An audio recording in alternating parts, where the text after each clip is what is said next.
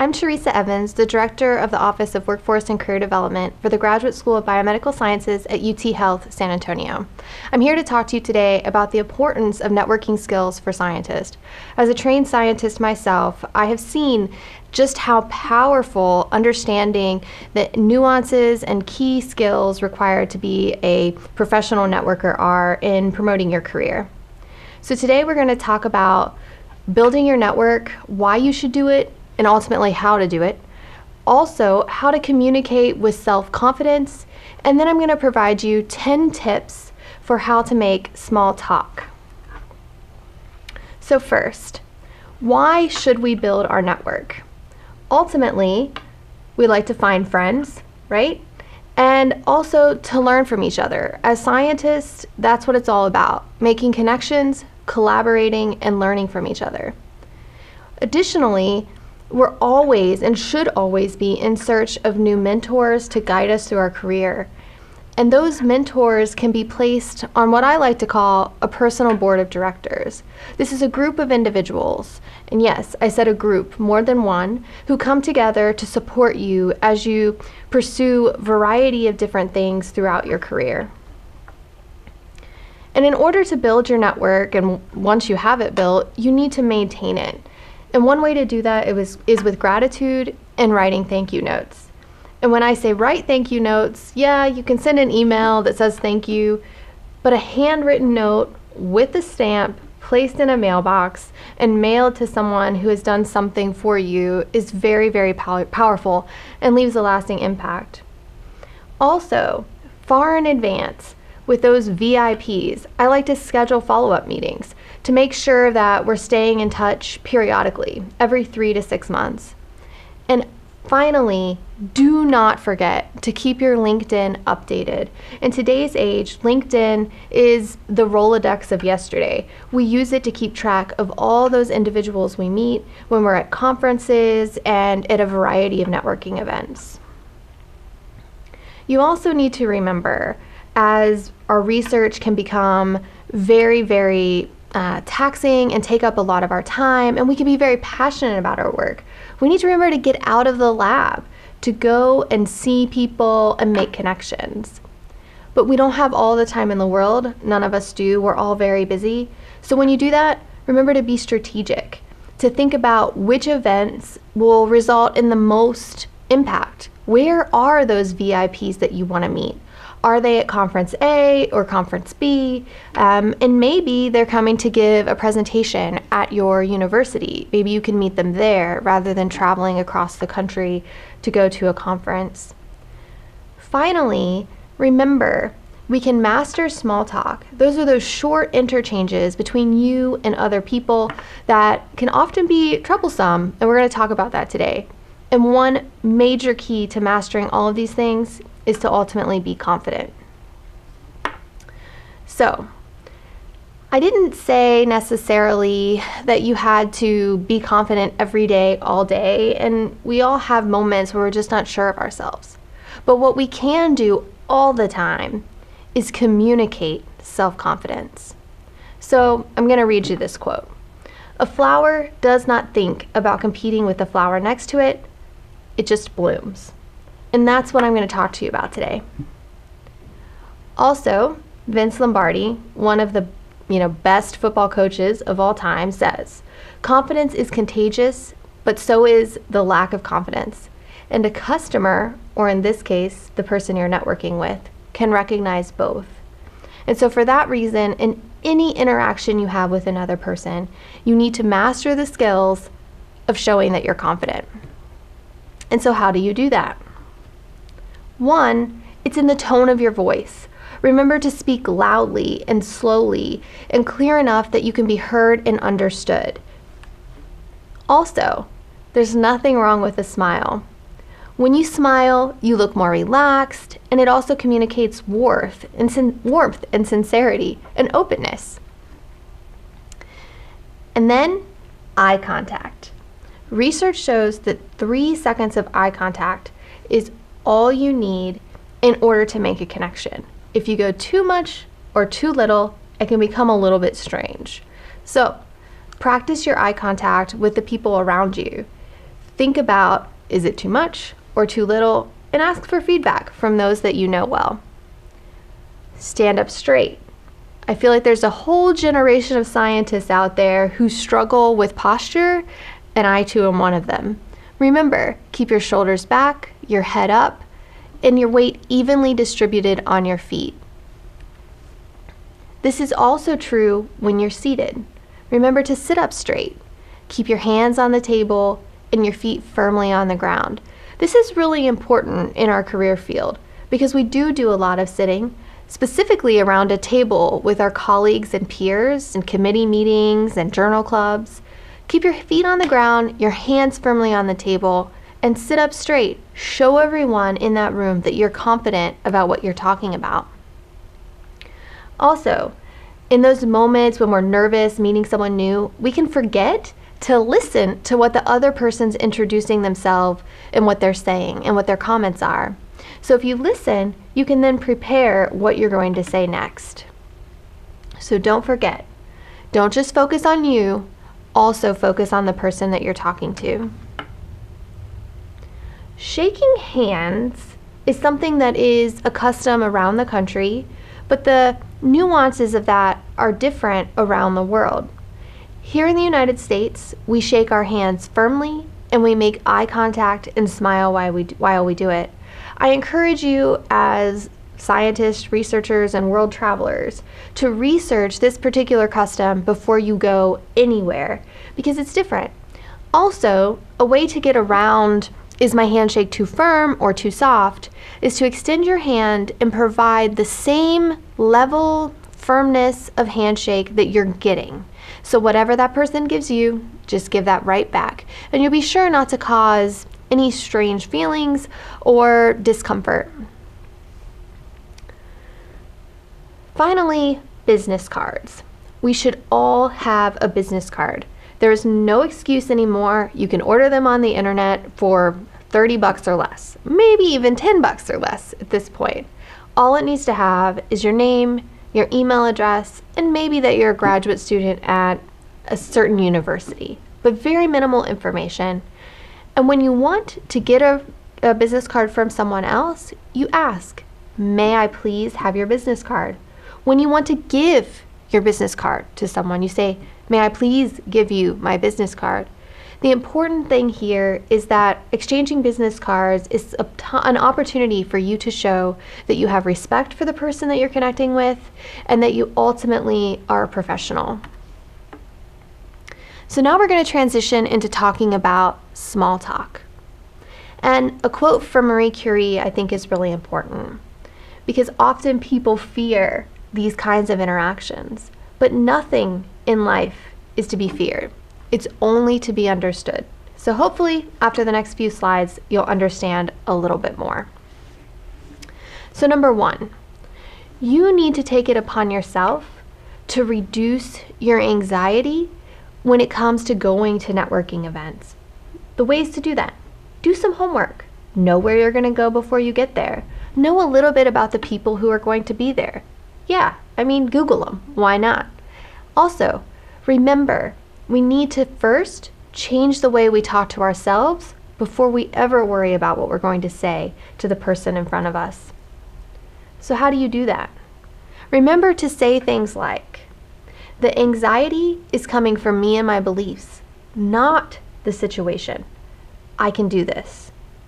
You can also say things like, I'll reward myself with a quiet evening on the couch, watching my favorite movie if I go to this event. I use that one a lot. So number two, be purposeful. What I mean by this is that you have to approach small talk with the belief that it will not be dull, that it won't be pointless, and that you can do it.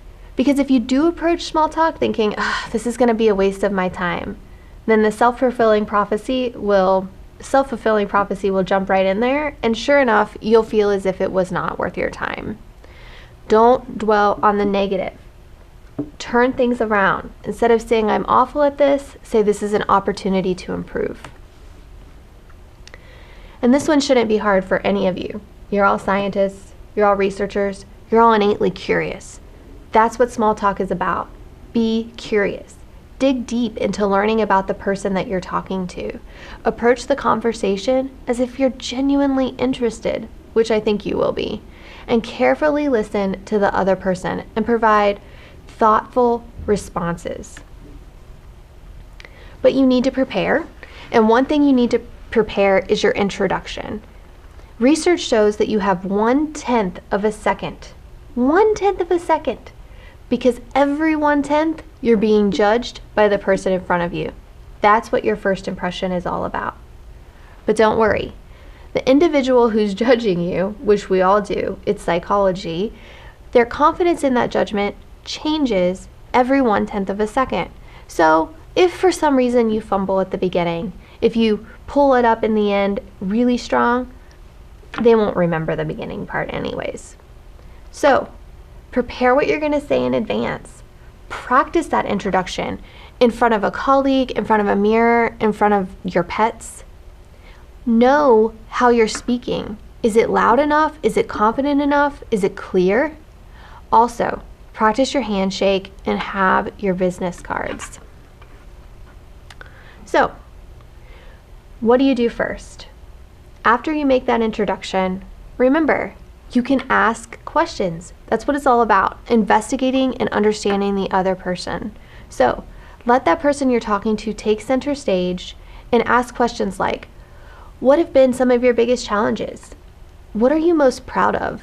These are open-ended questions that the person can take and really provide you a robust response. And why do you ask those kinds of questions? Because you need them to share. And by default, you have to share back as well. So here's an example. I ask, how are you? And you could say, I'm fine. Well, that doesn't give me much to go off of, right? It kind of leaves me hanging in this world of small talk. A better response might be, I'm good, thanks. I'm getting ready for my dissertation proposal. It will be my first time proposing my dissertation work on the role of inflammation in cancer, and I look forward to my next steps. To something like that, I might say, oh, well, I know a little bit about proposing dissertations. I got my dissertation in neuroscience, and we could pursue having a longer, deeper conversation, and I could offer to help you. Here's another example. I could ask, or you could say, ask me, where are you from? And I would say, Ohio. What are you going to say to that, right? Oh, Ohio, great. Instead, if I said, I'm from Ohio, I grew up in a small town where I ran my family's restaurant. It was that experience that laid the foundation for my career. You might then have many questions that you could ask about my experiences, about who I am, about where I grew up. And so that allows the conversation to continue to move forward. And finally, one last example. What did you do this weekend? A short response is, I went house hunting. And you might guess, a better response would be to say a little bit more about that house hunting experience, such as we're considering the city versus the suburbs, or we get more house if we go in the suburbs, but the trade-offs are a long commute. All of these point to something, which is that we need to deepen the conversation. And I say we because it's really up to you. You can't control what the person you're talking to is going to say. All you can control is what you're going to say. And so make it easy on them to ask you questions and to deepen the conversation. So you start with things like, where are you from? Then you can dive a little bit deeper to, what was your hometown like? And ultimately you might ask, how is it different from here, where we live? Number 8, nonverbal cues. We should know that the majority of communications that we have every day with other people are nonverbal.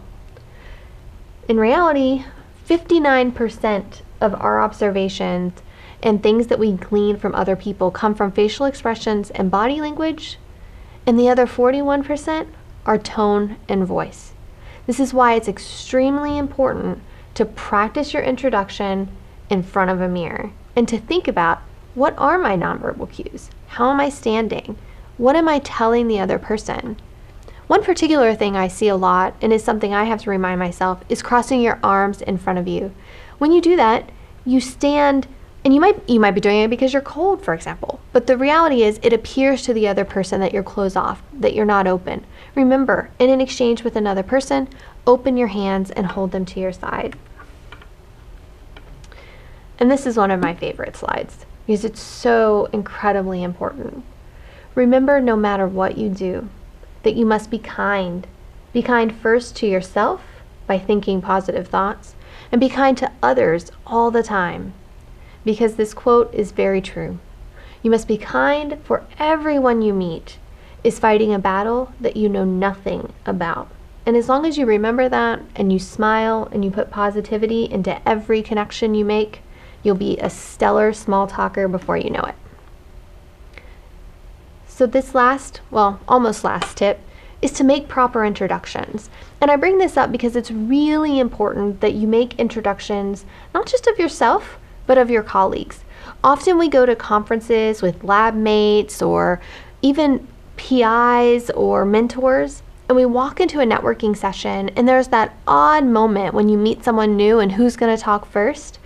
I often like to jump in and introduce my colleague. So, for example, I might say of my mentor, I'd like to introduce you to Dr. Smith.